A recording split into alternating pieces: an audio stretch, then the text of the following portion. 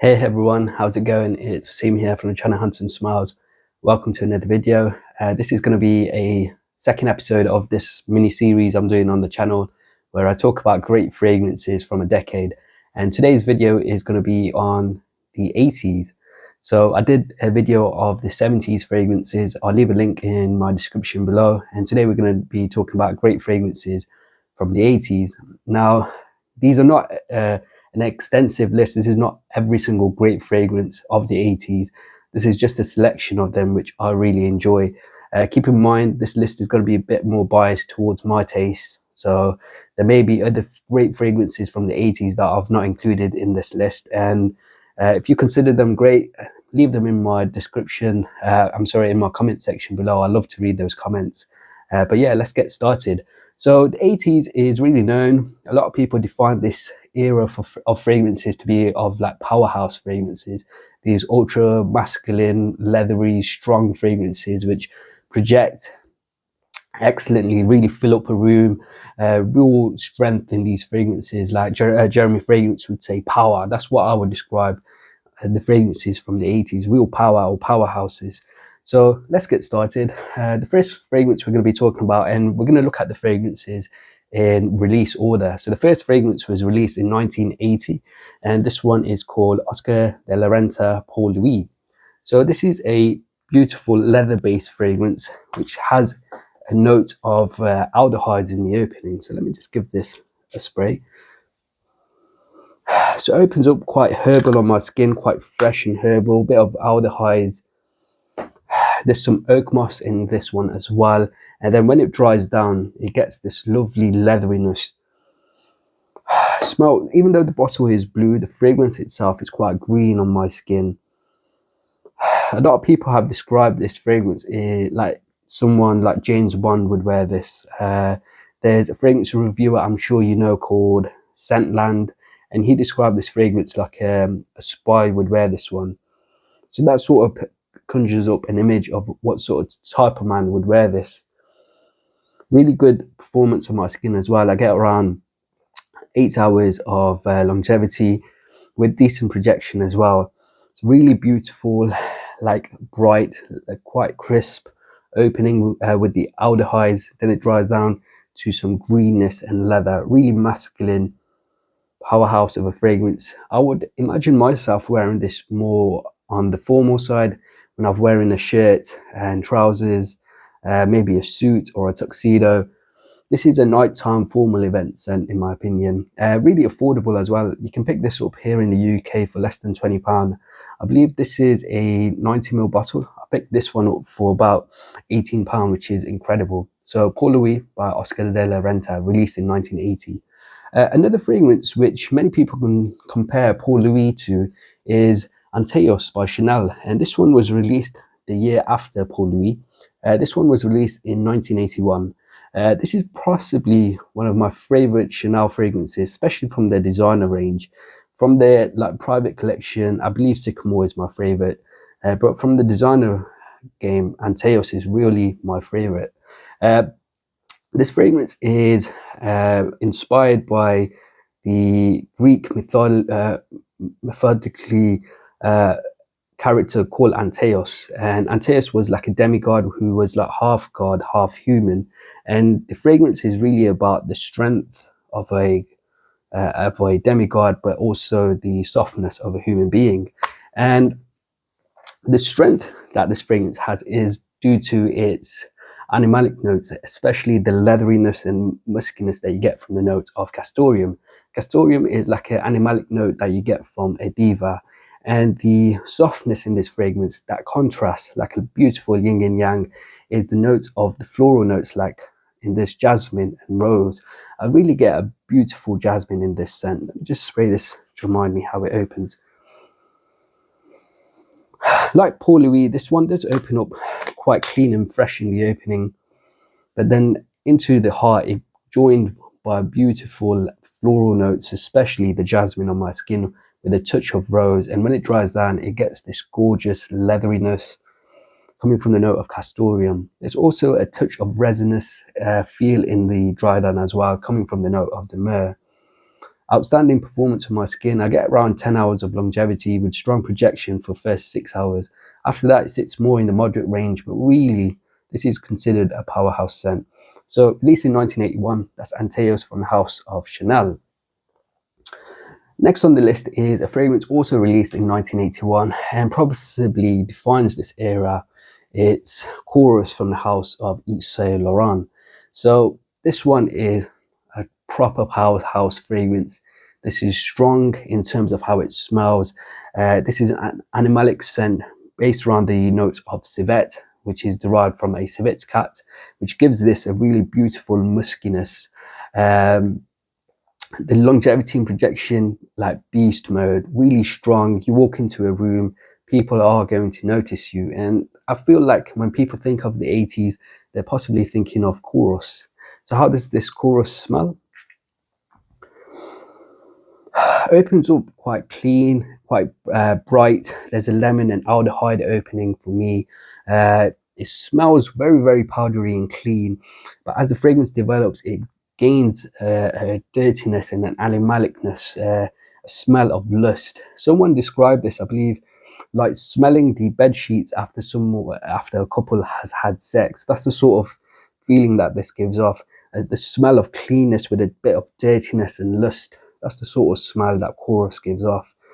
A really unique fragrance. There's not many designer fragrances, not even niche fragrances, which kind of do what this does. I've smelt so many fragrances, I think over 1,000 fragrances, both designer, niche, indie as well. I've smelt so many like high-end others. You think about Sultan Pasha, Ensar Oud, so many different fragrances. The price that you can pick this one up for, this punches way above its weight compared to those really expensive fragrances. I can walk into Harrods, I can smell some of the most expensive fragrances in the world, and in terms of quality, they don't match Kouros. This is how good this fragrance is. An unbelievably beautiful, a masterpiece of a fragrance. The nose behind this scent is Pierre Bourdon. He's also created other beautiful fragrances.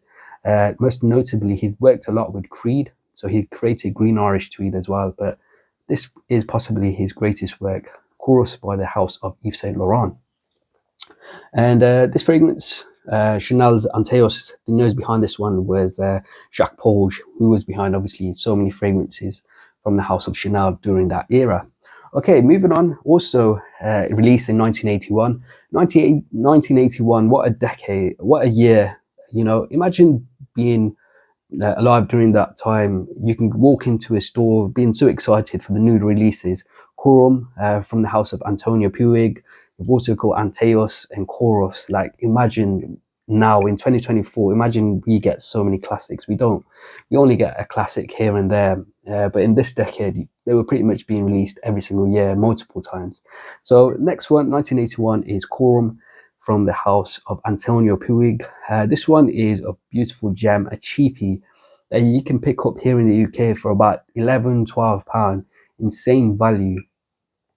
How does this one smell? So the opening is a little bit strong on the alcohol. You do have to let it settle a little bit. But it has this incredible greenness. Imagine walking into a pine forest. That's the sort of smell that this gives off. Deep greenness. It smells like shaving soap. It has this barbershop sort of feel. And Quorum by the house of Antonio Puig. There's some warm spiciness coming from the note of the tobacco as well. And there's obviously a lovely dose of oak moss. A real masculine scent. This is my second bottle. My first bottle I decanted about half in a Facebook split group, and also let my brother borrow this as well. My younger brother, and he adored this fragrance as well. Given that bottle back to him, and I've bought myself a new bottle recently. A real gem. I can't believe the price that this goes for. Smelling this really reminds me of how it would smell in the 80s. I think about a gentleman wearing a leather jacket and driving a real amazing car in the 80s. There's this TV show that I used to watch with my dad, and I know the name of Knight Rider. That's it. This reminds me, for some reason, Knight Rider. It has just that sort of smell. So Quorum from the house of Antonio Puig. This one on my skin lasts around 6 hours, so not the best of longevity, and pretty decent projection for the first 3 hours, after which it sits a bit closer to the skin. But I think scent-wise, quality-wise, this is insane for the price. So Quorum from the house of Antonio Puig, which was released in 1981. Okay, moving on.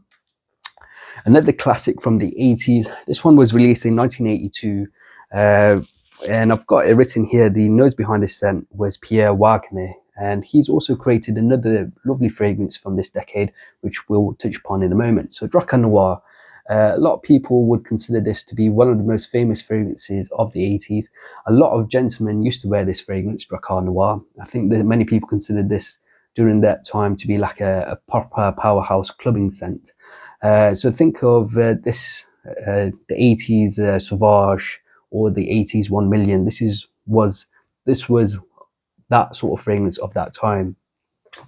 So Drakkar Noir was a fragrance that I for a long time I sort of was not interested in, really avoided, because people talked a lot of crap on Renta that was outdated and it doesn't smell very nice, etc, etc. And when I first picked this up, and again, this is a real cheapy fragrance that you can pick up for about £10-15 here in the UK, super cheap. And when I first smelt it, I was sort of blown away by how good it smelled and how pleasing it smelled. So this is again a lovely barbershop style fragrance. It smells like clean shaven soap with a touch of masculinity into it.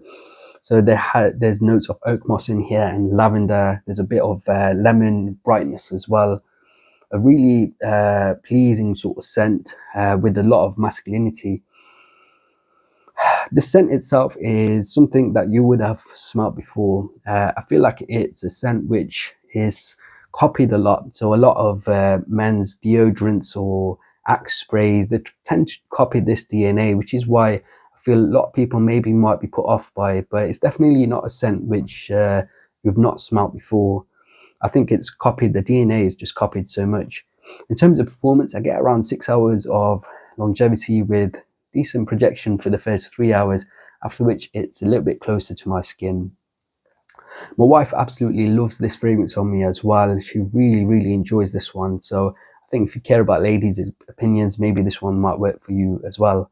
This fragrance is going to really be a special fragrance in my collection, because I wore this fragrance a lot during my first holiday with my wife. When we got married, we went to Istanbul in Turkey, and whenever I've sprayed this fragrance on, it just gives me that lovely scent memory, being in Turkey, Istanbul with my wife, being newlyweds, eating great kebab, listening to great Turkish music, eating in lovely restaurants, the Bosphorus Sea. Gives me a great scent memory. Drakkar Noir from the house of Laroche. Now, moving on to 1984. This is a fragrance from the house of Versace, and this one is called L'Homme. So let's give this a spray. So L'Homme, it starts off quite, in some people's opinion, quite harsh, but I find the opening very smooth. It's this opening of lemon, and it gives off a little bit of a toilet cleaner sort of smell, the smell of a urinal cake. So imagine walking into a gentleman's bathroom and there's urinals there, and they'd put that urinal cake. It gives off that clean smell, but there's also an air of dirtiness as well. So this is a fragrance which has citrus in the opening, but there's also leatheriness and oak moss, giving off a little bit of like an animalic leatheriness combined with the cleanness. So there's clean mixed with some dirtiness, but it adds that masculinity. There's also, there's also a note of carnation in this, which gives off like a spicy clove-like feel. Carnation is a note which I don't typically see too much in men's fragrances now, but during this era it was used a lot. Another fragrance which uses carnation that I love is Habit Rouge, which was released in the 60s. There's another fragrance in this collection as well, Antaeus Homme, which uses a lovely carnation note, which we'll speak about in a moment. But this is a real cheapy gem as well. I think you can pick this one up for about £20 for 100 ml. Like I've said, a blast of like a lemony opening, which smells a lot like a urinal cake, has leatheriness, oak moss, carnation, A real powerhouse, gentlemanly scent. Beautiful. In terms of performance, lasts on my skin around 6 hours with strong projection for the first 3 hours, after which it sits more in the moderate range. A lovely scent. That's L'Homme from the house of Versace. Now, moving on to a fragrance that was released in 1984. This one is called Giorgio Beverly Hills for Men. So, released in 1984, this was a designer release. They had a store, I believe, in Beverly Hills, like the name suggests. And this was one of their most famous fragrances for some time. So, many people compare this fragrance to a classic from the 70s, which is Givenchy's Gentleman, because it shares a number of similar notes like patchouli, there's honey and a bit of oak musk. But what this one lacks compared to Givenchy's Gentleman is the animalic note of civet. And this is why I don't like this one as much as Givenchy's Gentleman. And I don't see them being similar fragrances, even though they share the note of patchouli and honey. This one is a real powerhouse, super strong, and this is super affordable as well. I picked this 118 mil, odd size, 118 mil. I picked this one up for about £8 or £10 from Notino, super cheap. It's the type of fragrance you buy when you want to break the delivery threshold. You know, you need to buy something for £5 extra, and then you'd get free delivery. This is the type of scent that you'd see on Notino and add to your basket. But in terms of scent, this is a green scent through and through. There's a lot of greenness, there's a lot of patchouli, and there's a lot of sweetness as well, with oak moss as well, adding a touch more greenness. And the honey in this gives off a sweetness. Real powerhouse, very, very strong scent. On my skin, this lasts around 10 hours with very strong projection. Super cheap, very classy as well. This is a type of scent you could wear to the office if you exude that sort of character. I can imagine this being a signature scent for a certain type of gentleman. If you love green scents with a touch of sweetness from honey, a bit of masculinity sort of touch with the patchouli and oak moss, you'll really enjoy this one. That's Beverly Hills for Men from the house of Beverly Hills. Okay, moving on to one of my favorite fragrances, and also a fragrance created by Pierre Wagener. This one was released in 1985, and this is Hugo Boss number 1. I believe it's called number 1 because it's the first masculine fragrance from the house of Hugo Boss. So how does this one smell? This one is, again, another animalic classic, which combines the note of honey. There's lavender in this as well, with some musk. Oh, beautiful opening. The opening itself is a little bit strange. Again, it has a smell of like a urinal cake or a gentleman's bathroom.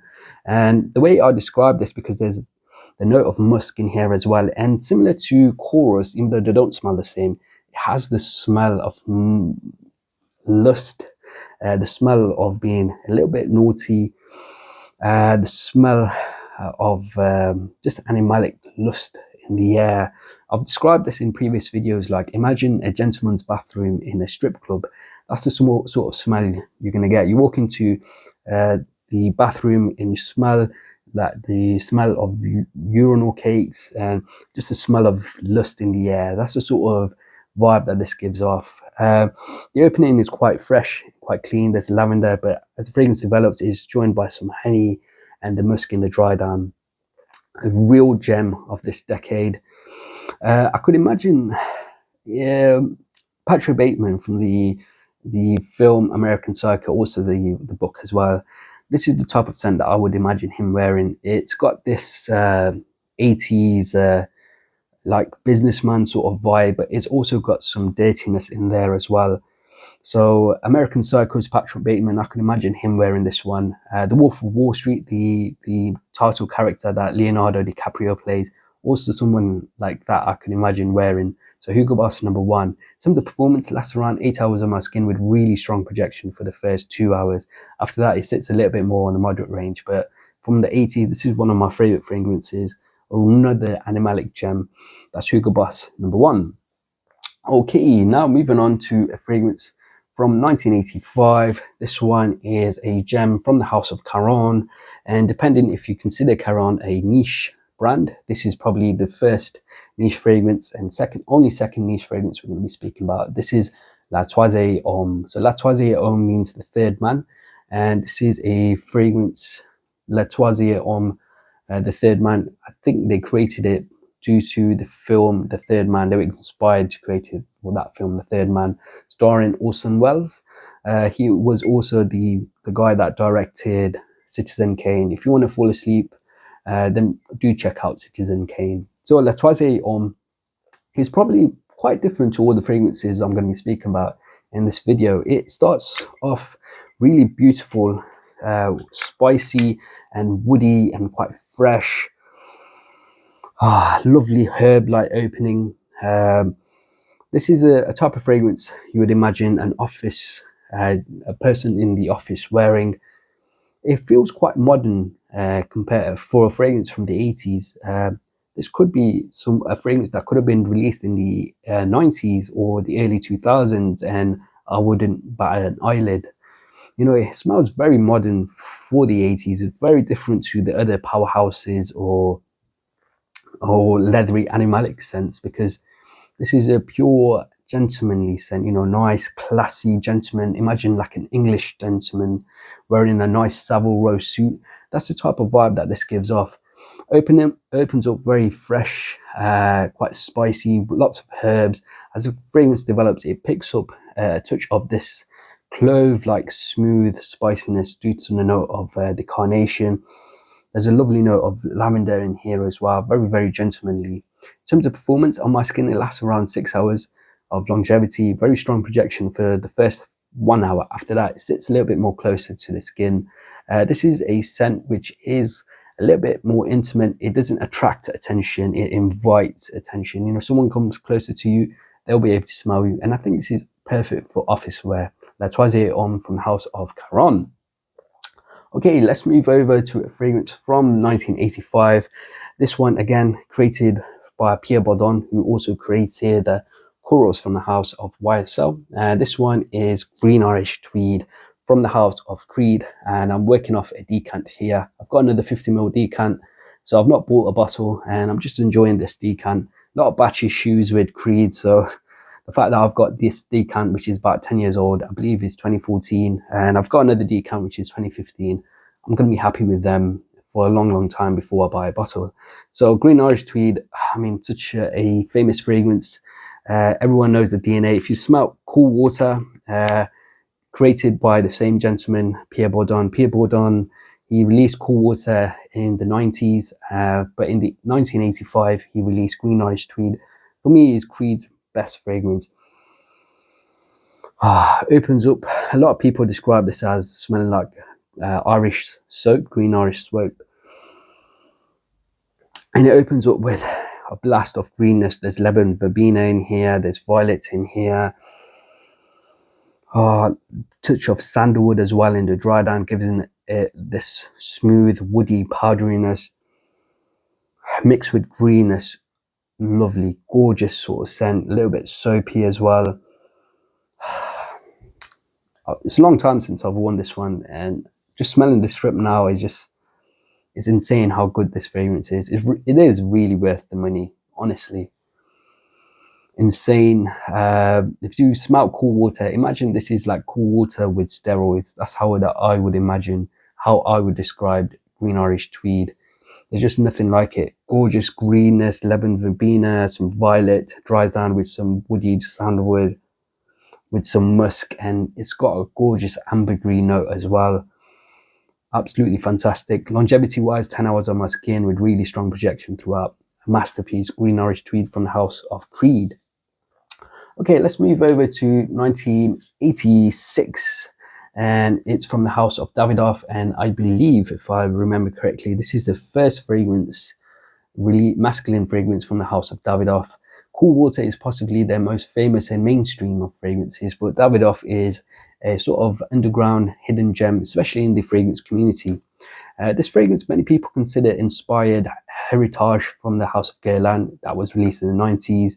They also say this one inspired Baudelaire as well from Tom Ford. But this one came first. This was released in the 80s. Davidoff Zino. This combines beautiful patchouli. There's notes of lavender in here as well. Opening is gorgeous Brazilian rosewood with patchouli and lavender. Very smooth, quite sensual. Imagine this being like a nighttime formal event sort of fragrance. Really smooth,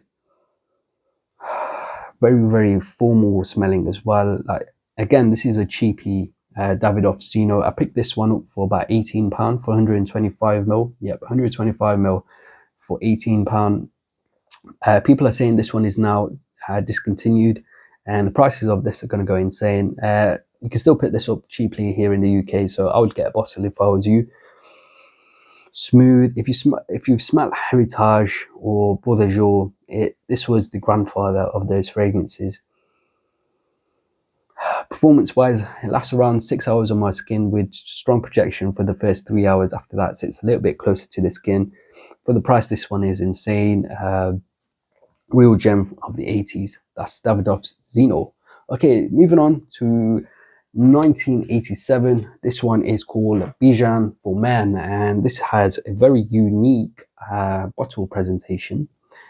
Nothing quite like it, and I don't want this fragrance video to be flagged by YouTube, so I won't typically describe what this looks like, but I think this gives you an idea what this is.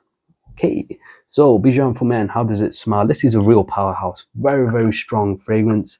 This is a fantastic oriental scent with numerous amounts of notes. I get honey in this, I'll get amber, I get vanilla, I get cinnamon, I get clove, I get so many different sort of spices, warm spices, fresh spices, amber, vanilla.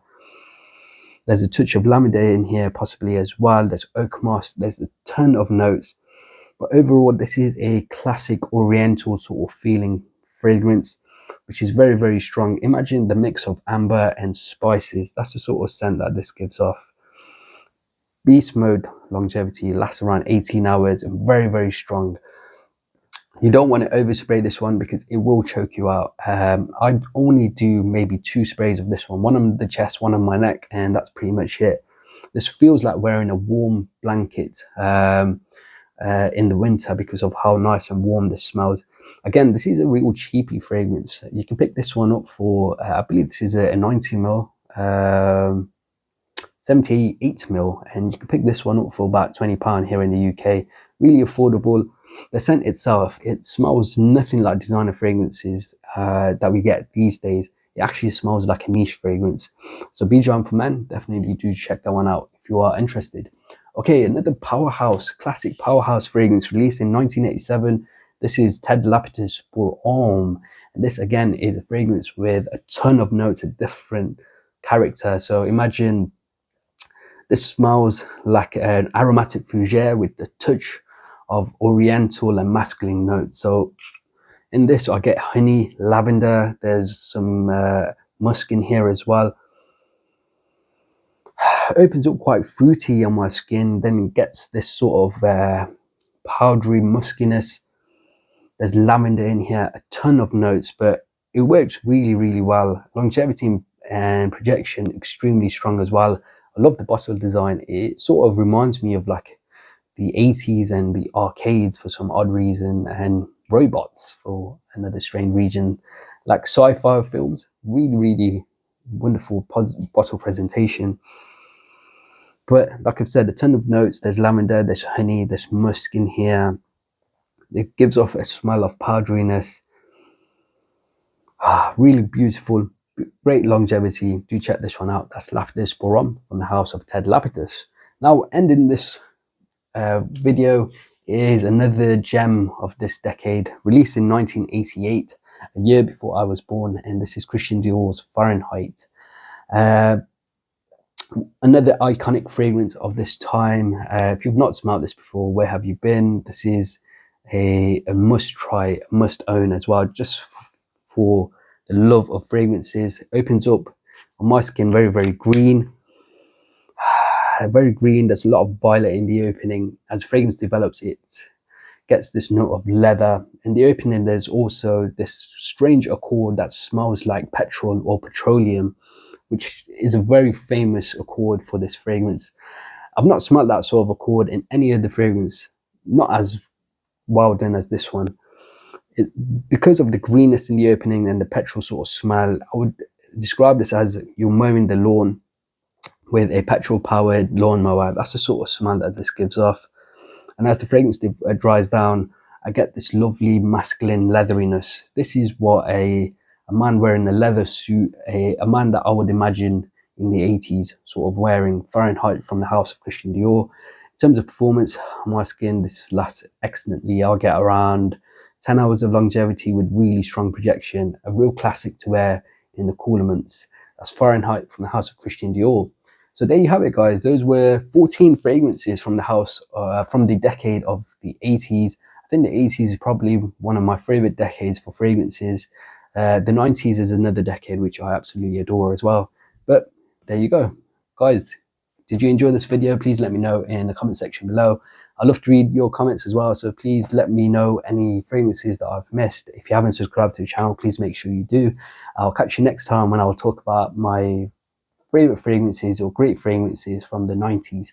But until next time, my friend, see you later.